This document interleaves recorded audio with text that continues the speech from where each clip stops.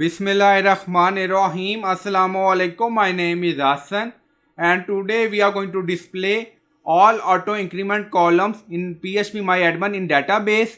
Before starting work is my request, please subscribe my channel. Thank you. Now back to our work.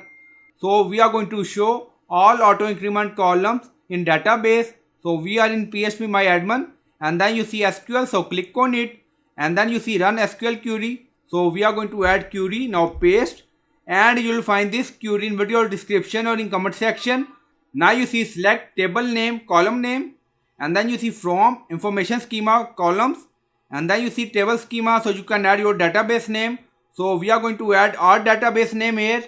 So we added our database name and then you see and extra like auto increment and then click on go.